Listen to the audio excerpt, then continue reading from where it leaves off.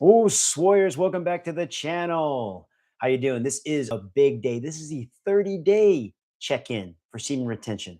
Oh, today I'm going to tell you about this Wolverine-like healing, the opportunities that I've been able to attract, and as well as the mental clarity I've been feeling all around. And this is really great. So 30 days is really like a big day for a lot of people out there that are on the practice, right, for semen retention.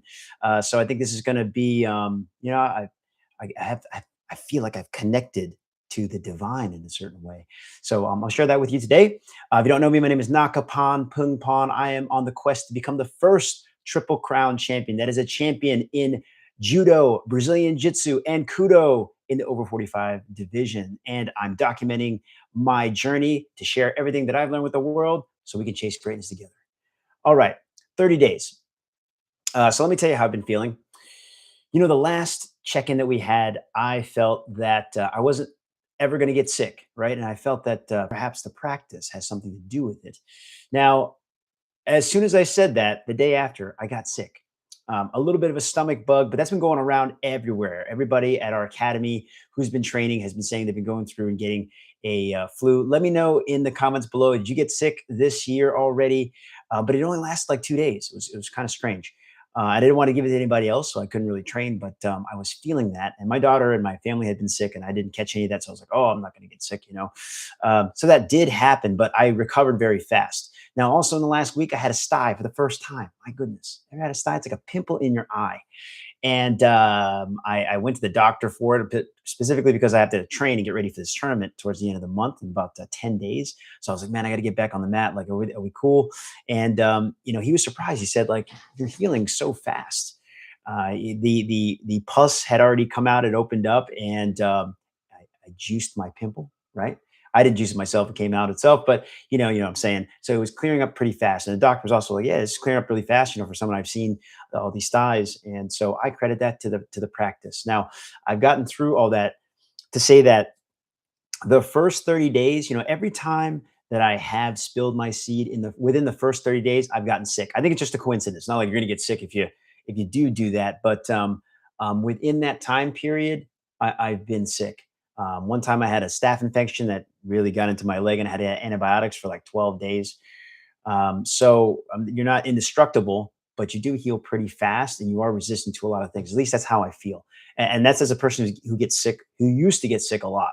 Even though I am a healthy person, I am surrounded by a lot of people. And I do have a kid in when she was in preschool and also now she's in school. So you tend to get sick a lot. But I think that the practice has made me pretty resistant to a lot of sickness going around out there. And when I do get sick, I recover pretty fast. So keep I equate that to the practice and this Wolverine style like healing.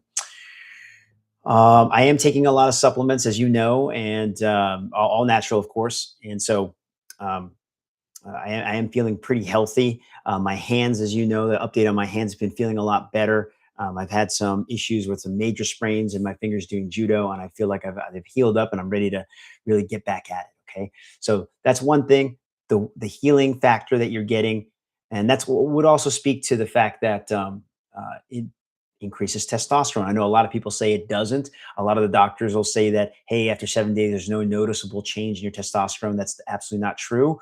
And so I would say that, well, as anecdotal evidence, I feel that I can train longer, I recover faster, I need less rest, but although I do try to make sure I get my 7 to 8 hours of sleep. And so therefore, this is really where this practice of semen retention can help a lot of men perform better athletically and also recover faster from sickness and perhaps be resistant to sickness. That's my opinion. So 30-day update. The attraction of opportunity. I know a lot of people talk about women attraction and things like that. That actually doesn't interest me at all. Obviously, because I'm married, I'm very faithful to my wife, and I don't have any interest in being unfaithful. So it's great to get attention, but that's not really what I'm doing it for. But what I am trying to attract is opportunity. And I have a lot of business goals, a lot of financial goals that I'm trying to meet for my family, for all the people that are on my team and need to get to the next level. And so therefore, doing this has really dialed me into the goals. I've written all my goals. Hopefully, y'all have written all your goals too for 2026 and really set some lofty goals out there. Remember that goals are something to be aimed for, not necessarily the destination all the time, but as long as you have some direction that you're going, this perhaps gives you the drive and motivation to continue forward achieving those goals. And I have a lot of lofty goals this year, right? So 2026 is going to be a really big year. For instance, what are we attracted? Well, we've gotten some really good potential candidates to join our martial arts schools, staffing. I have a really good friend. She's a high level in the UFC, and she wants to get back into training. And so, therefore, she wants to connect with us and also to bolster our programs and really promote women's jiu-jitsu in the Washington, D.C. area. And I just think that, what a great opportunity. We met over coffee, we had a good conversation, we connected again.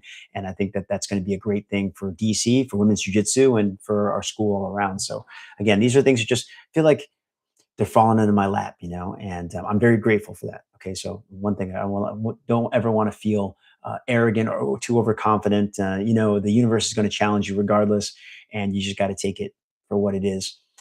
But I really am blessed to have a lot of these different opportunities come up, and now it's up to me to make sure I take advantage of them the best that I can, and also make it a win-win situation for everybody. Right? It's not just about yourself, and what you're trying to do is try to help people achieve their goals too, and that'll help all of us achieve a lot more.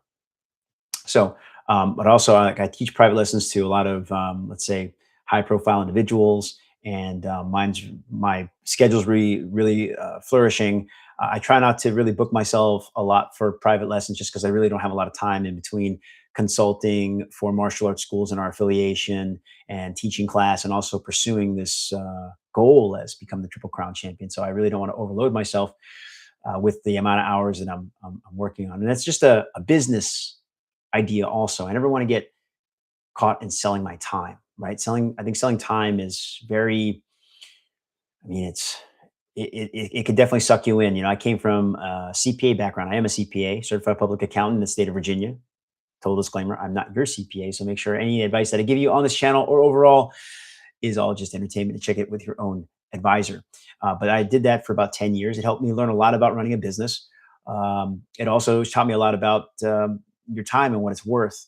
And if you're always putting a price on your time, then of course you can only make whatever your time allows. And really, my time is precious. It's priceless because you can never get it back. It's something you can never buy for yourself, right? You can never buy more time. And you never know when that time is going to be. And it could be tomorrow. So you have to live every day like it's your last, right? That's really the goal. So I try not to be too stuck into selling my time. But when I do dedicate my time into something, I really want to make a difference. So all my private clients, I want to make sure that they're reaching their goals, that they're improving themselves at the rate that they want to. Again, everything it's kind of a slow process, right? It's all progression. As long as we're making progress towards our goal, I mean, that's all we can really ask for. 1% better every day. So that's really been filling up. If anybody wants to do that, please DM me. But my rates are pretty high only because I really don't have a lot of time, and willing to work with everybody who wants to come to the DC area and has that ability. So the other thing we're also trying to do is I'm on the public safety committee in Washington D.C. And I'm on there because I witnessed this with my own eyes. There were three 14-year-olds went into the coffee shop across the street from our martial arts school. This was during the summer, and summertime is usually when crime is at its worst in Washington, D.C. If you don't know, we have a curfew that starts, I believe, at 7 o'clock, 8 o'clock, and that's to get all the children in home before nightfall and also to reduce the riffraff. I don't think that's really beneficial in terms of fostering unity amongst our community. I think that the youth think that the government is against them, forcing them to be home at 8 o'clock or get written up or go to detention, juvenile detention. And that's just not, it's not conducive. So what we're trying to do is we are trying to bring a youth program to DC. Now, I told you that whole story to tell you this story, which is the three youth, the 14-year-olds that went into the coffee shop. They basically went in there and beat somebody senseless. I saw that person get pulled out of the coffee shop. They took his belongings, they jumped into a car, and they sped off. A lot of these crimes that are being committed, as far as I understand, are by people that are minors because the system is very lenient on them. It's almost like we don't have a system for that. So some of these older, would you say, gang members find some young kids to commit the crimes. That way, if they get caught, they come out, and then of course they're not really they're complicit, and they could be accomplices, but they're most likely nowhere to be found, as they are the getaway drivers or the orchestra, the maestro of this crime orchestra. And so therefore we want to make a difference. And obviously, because it affects everybody, it affects the residents, it affects the businesses all around. And so therefore, if we can find a solution to this, then that would be beneficial. And of course, I don't think curfew is the right way. I don't, as much as we support law enforcement, I don't think law enforcement is the best answer for it. And also because they're just kind of detached, from the community. So what we're trying to do is more of like a dangerous minds type approach. I don't know if you've seen this.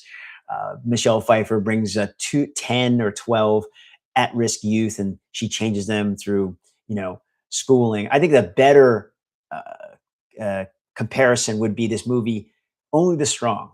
Leave a comment. Have you seen Only the Strong? That is a capoeira movie that actually made me really interested in capoeira when I was growing up, and the music soundtrack on it is amazing, right? I still remember it to this day. But the same similar thing, they took 10 or 12 at-risk youth. This was a B movie. It went straight to the movie rental store. This is, of course, back in the day when you had to go rent movies at the store.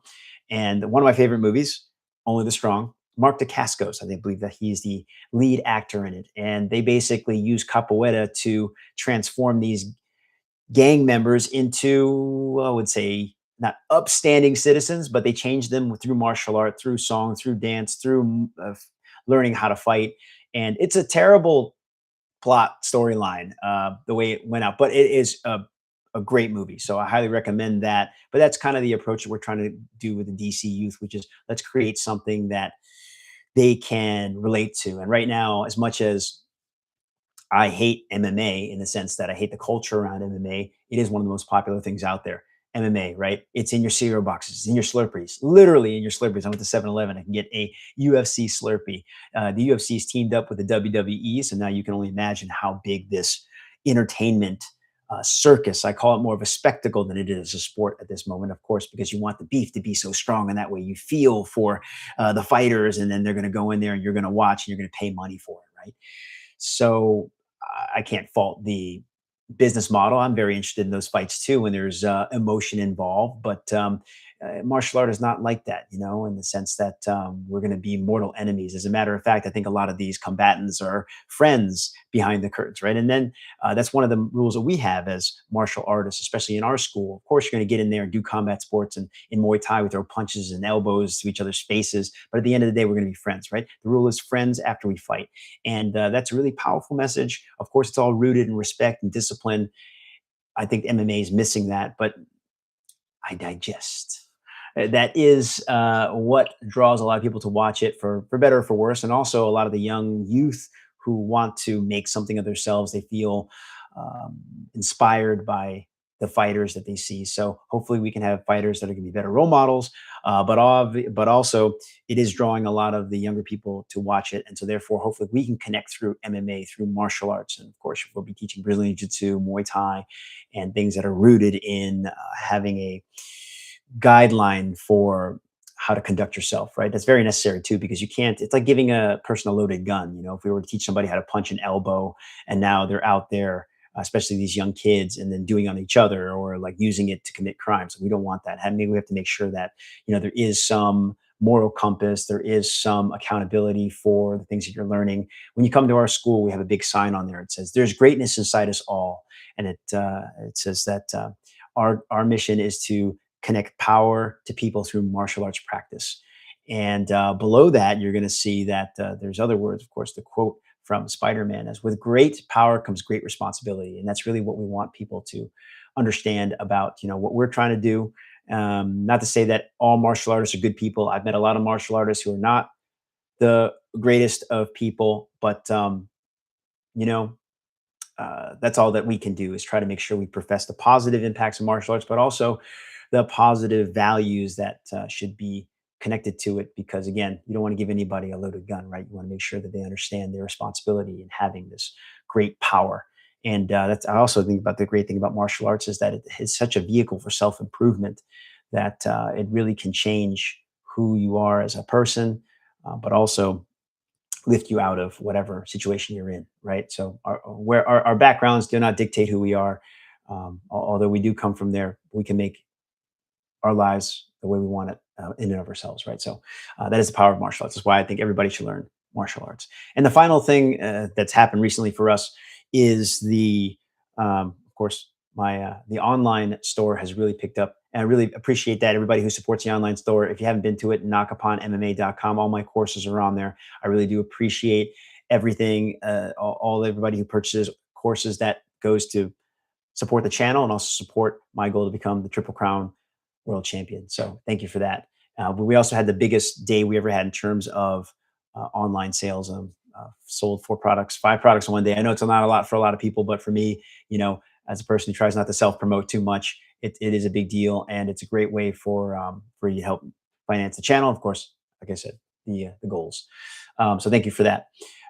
Also, one last thing. So 30 days.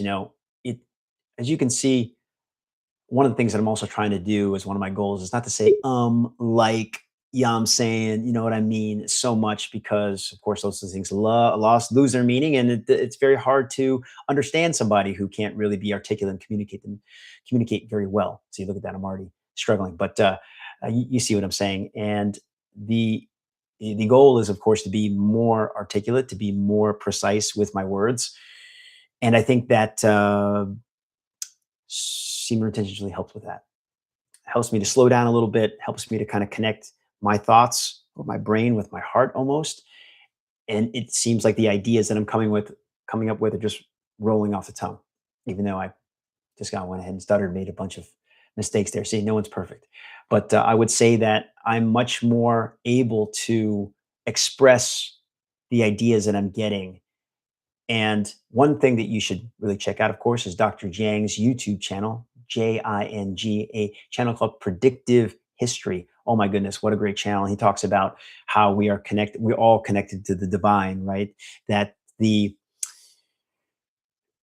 God, let's say the word for it, right? The monad is all we are being drawn to. And the more that we are drawn to truth, we are drawn to the monad. And the further we get from it, of course, we are uh, falling into what would you say, sin, making mistakes. But hey, that's how we learn. We make mistakes and we get better from it, right? But I really highly recommend that channel. And one thing he would say, as he's professing all these different ideas and theories about how the universe works, and the monad is like respirating, it's breathing, and through its breathing, it's causing these cosmic waves of energy. Everything travels in energy and waves, right? And it is up to us. We're at the lowest part of the energy because we are matter. We're actually something that exists here, and we are able to connect with that. And through that, we can uh, demonstrate our connection with the divine, and that it's a mirror, right? The more that I'm able to do good, it's a reflection. It makes other people want to do good. And I think that's a great way to look at it. Now, I can always do bad. And I guess that is the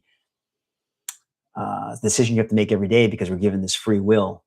Another thing that the channel talks about is why we exist. Is like, what's the meaning of life? That's not really what they say, but it helps me understand really like our time here, as this place on earth, the school of earth, so to speak, right? This is the time where we can learn and do as much as we can. And then one interesting question they had on there was, then why are we here? Well, the monad, right? The God, you would say is perfect, in the sense that it's the most perfect divine being. So therefore it has no imagination. Everything that's ever happened to it has happened in the way that it controls it. And so therefore it has no imagination. To have creativity, they must go live through us, right? Because we have these experiences, and of course we will ascend to the monad onto our death and really do a life review. And therefore we can share the mistakes and also the good things that we've done, and that way to expand the universal consciousness. I don't know. It just sounds like so. It's so much fun to think about it in that way. But anyway, I don't know what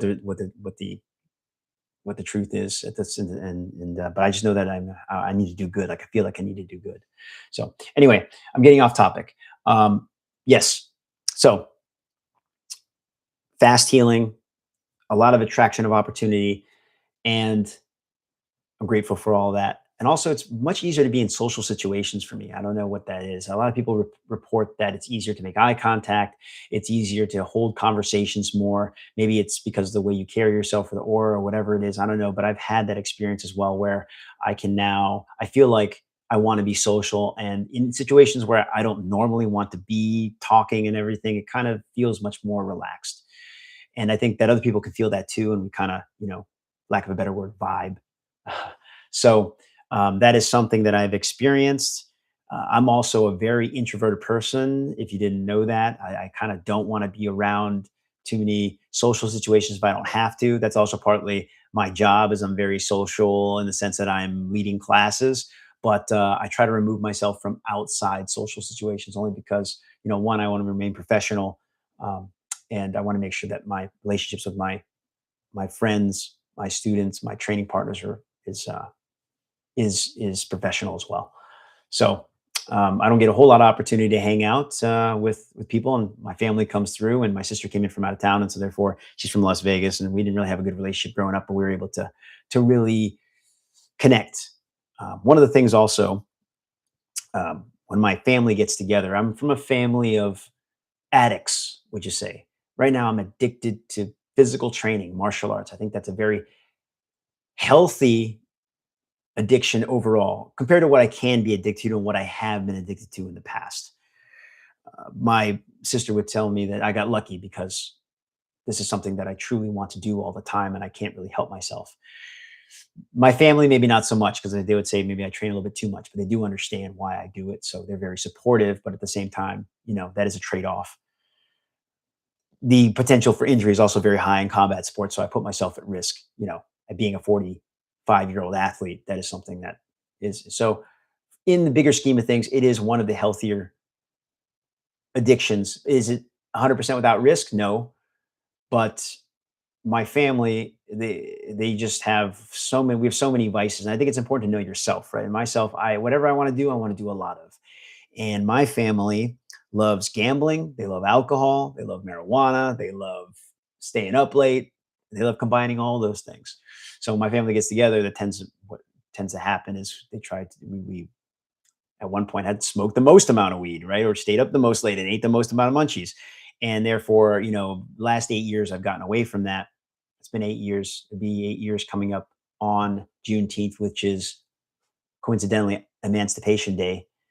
Will be 8 years for me, and I don't miss it. And that reminded me of that in that social situation. I was able to sit, talk, and just have a good time without really wanting to take part in something that I used to really enjoy, or at least I felt I enjoyed and felt I needed. That's one other thing that semen retention really does is really amplifies the discipline. And it's not, I think willpower is finite, right? Like, I don't want to do that. I shouldn't do that. It almost as if I honestly don't want to do it because I don't want to go back to that time in my life. I don't want to feel that way anymore. Muhammad Ali said, if you're doing the same thing, I'm paraphrasing, of course, at 55, if you're doing what you're doing at 35, 20 years later at the age of 55, then you're doing it wrong, right? You should be able to really evolve as a person. And John Danaher would say that you can reinvent yourself every 5 years. Nietzsche would say you have to destroy yourself every day in order to rebuild yourself into something else. And so therefore, going back to what I was doing would not only be take a step back, it would definitely be destroying myself. I'll tell you that, because it took me a long time to get away from it. And I'm really glad I did. And so therefore, I'm not, don't try not to pass judgment on anybody, although that is, challenging sometimes. But, 30-year-olds, I wasted a lot of time in my 30s. Actually, that was like my peak weed smoking time. I picked it up really late in age, and around the age of 30, about 29, 30 to about 37. That was a very hazy time for me. So I don't want to go back there. Um, and if you ever want to know more about it, then let me know. The other thing. So let me know also, what is your vice? Let me know in the comments below. Is it alcohol? Is it marijuana? What is it? And has semen retention helped you? Because I think that it has the power to do so. And yep, there you go. Weed. I definitely smoked weed for a long time. And that was like the first vice I had to let go of, really. And I think it's time, no one could ever tell you that it's time to do that. I think that when people do that, it only makes you double down and want to go harder because, A, who are you to tell me this and that? B, it's healthy. Also, understand when I was smoking weed, it was beginning to be cool. Yeah, it was beginning to be cool about smoking weed. And it's like medicine. I saw a lot of things about it being medicine, it being good for you. Hell, they haven't told pregnant women to smoke weed. They're like, oh, you should do it because it cures morning sickness and this and that.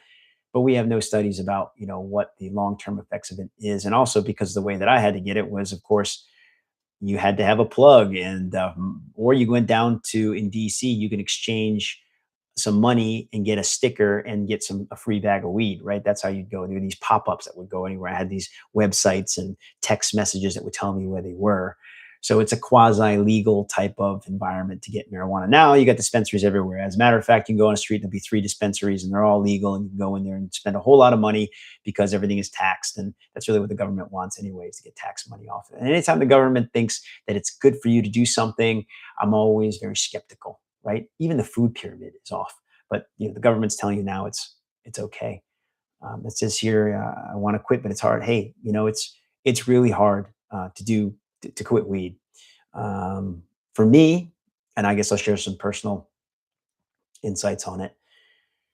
For me, I let me give you some background. I smoked weed from the moment I got up to the moment I went to sleep. I thought that it gave me creativity. It helped me also to kind of work through a divorce and a bad time that I had in my life. So therefore, I hid in a joint, and not only that, I took on the bad habit of also smoking nicotine because I like to make spliffs, right? Like roll it up. Even now, I can probably do it with my eyes closed. Roll it up, boom.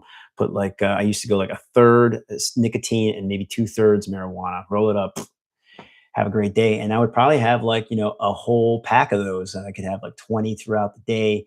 Also, I moved into a trap house at one point in my life where essentially my roommates were all dealers. So I could get up and eat some edibles and hit a bong, rip a bong before going to sleep. I spent so much money on that stuff. I had volcanoes, I had so many pipes, so much paraphernalia, and that was my life for a bunch of years. And I, training jiu-jitsu, I could do that, and training Muay Thai, basically smoke and go do those things. As a matter of fact, I thought that was very enjoyable to do that. But when I look back, I definitely didn't learn as fast as I do now. I forgot a lot, even though I felt I was creative and I could get in the moment. Now you can vibe, you get in the zone and everything. And also, I don't know if you train jujitsu, but there is 10th Planet Jiu-Jitsu, which is a heavy, heavy proponent of marijuana in the jiu-jitsu community. And I think that in jiu-jitsu, it's pretty much accepted performance enhancing drug. And although one would argue that there are some other things that it hinders. So this was my life for a long time. And I always felt like I wanted to, just when you feel it and it's not somebody else, something is telling you that it's time. I had to I used a journal and I wrote in the journal all the things that I didn't like about my habit. Some of the things was, I wouldn't be social at all. I wouldn't do anything unless those people that I was hanging out with wanted to smoke. I was a bad influence on a lot of people who looked up to me. So therefore they thought that, it was okay to be a functioning weed head. And it's not, I mean, I'm not saying anything's wrong with it. Some people can function like that. I just was not my role. My role is to be a positive role model for children and also people around me. And so therefore, that's kind of how I learned it too, but I'm not going to blame anybody. I saw that my mentors were functional weed heads and we would, bond over this thing. And so therefore I thought that it was okay. As a matter of fact, like I would be more like them and I wanted to be more like them if I did that. And maybe it just wasn't right for me and I wasn't ready for it. Right. And I always thought, and then it was a way to bond with my family. It was a way to bond with a lot of people. And if they didn't do it, then I wouldn't be able to bond with them, which was one of the reasons what I didn't like. I'd often I'd feel very paranoid because, I smoke and then go teach. And then you're like, well, do people know that I'm high? Do I care? Yeah, I kind of do, even though I don't. But then the paranoia kind of takes over. So there's a long list. I mean, I filled a whole book of all the things that I didn't like about myself when, and then like the things that I did when I was on that substance. And it was one of the first things that I decided to give up. Was very hard. I did it on my then girlfriend's birthday, now my wife, and she did also take part in it. Not the quitting part, but that also made it hard when you see other people around you that are smoking. And as a matter of fact, I think it was being tested the entire time because, for instance, I'd go to this DJ convention with my cousin because I wanted to support him. And everybody smoking. That's the first thing we had to do was like land and try to find a place to buy marijuana. And that took like the entire half the day that we had when we got there. And I was like, why are we doing this? And things were pulling me. Hey, it was like only a couple months when I decided to quit. It's like, oh, we're doing this, we're doing this. And I was like, you know what? I'm just going to shut myself in my room and do something else. I'm going to read. I'm going to try to fill my time. And I think that's one thing that you really have to do is find a way to fill that time because you're going to get a lot of time. I mean, you get a lot of time back. You don't realize how much time you spend doing that type of thing or anything, whether it's drinking alcohol or going out late at night and, trying to date women for whatever reason. So there's a lot of things that people can get into, right? So you really need to fill your time, but also get a good support group. I'm here. I've gone through it. I'm here to support anybody there. But one really important place I went to, and those of you practicing semen retention too, that you can go to is Reddit. The Reddit, the R leaves is what it's called. That's the one for people who want to quit smoking marijuana. And there's another one, semen retention, for all of you that are taking on this practice. Also the NoFap one. Okay, so I had to get to this. Now, if you're trying to get on to do semen retention to quit other things, like this is the time. This is the time you're going to get real disciplined. Actually, I had stopped smoking weed. I stopped nicotine, and then basically I had to learn how to drink a lot of water because I wasn't really doing that. So and then I had to stop porn. Right, that was the first thing. I think NoFap is a good first step to getting semen retention, so that's been almost 7-8 years. I've been done with all that, and now taking on semen retention. One thing that semen retention did help me do was stop drinking so much caffeine. Only because I read it in the subreddits that it was something that makes you very anxious or pushes your, gives you urges and pushes your sex drive when you really otherwise don't really have the opportunity to, uh, meet that need. So I decided to stop doing it. It was pretty easy because once, you get rid of one thing, it's pretty much easy to start getting rid of others. So you just got to start somewhere. If it's not with weed, start with something else and you start slowly get there. But, I support your brother. I think you can do it. And, we're all here to support one another. And that's why I'm doing this channel, is to make sure that, anybody who needs to connect and over this practice or, become disciplined, we're here to help each other. And I'm not perfect at all. Like, I'm definitely a person that makes a lot of mistakes. But that's also how we learn. Don't feel bad about yourself if you fall back into something. As long as you know your why of what you're doing and why you want to do it, I think that gives you a very strong motivation and also a reason to keep on going. Whereas if you don't really have reason, somebody's just nagging you and telling you to stop, it's not really going to stick. So you really have to understand your why. Write it all down, and that's going to be very helpful. Okay. So anyway, I kind of went on a bunch of huge tangents there, but hopefully that was helpful to y'all. And if it is, please leave a like, try to subscribe. Please subscribe to the channel. That helps me understand that I'm helping people and to continue doing this. I don't know if I'm doing the right thing with doing the live streams because I don't get as many views as I was before. It's not really that important to me anyway. I'm really more just trying to put it out there. Hopefully the documenting of my journey can help other people along the way, but also as we can get together and share ideas. No problem, brother. I'm glad I can help you. Okay, so the only update on the Triple Crown champion, I have a tournament to get started for the year. That's going to be the New York Veterans Judo Championship. That is at the end of the month. Great news. When I got my brown belt in Kudo, which is Japanese MMA, we're also becoming a branch chief. So I'm becoming a branch chief. We'll be an official branch of Kudo in Washington, D.C. So if you want to come by and train Kudo with us, we do it once a month right now. We're going to try to make it once a week. And then pretty soon we'll have classes every day. If you haven't checked out Kudo, it's one of the most exciting sports that I think are out there right now. It combines all aspects of martial arts.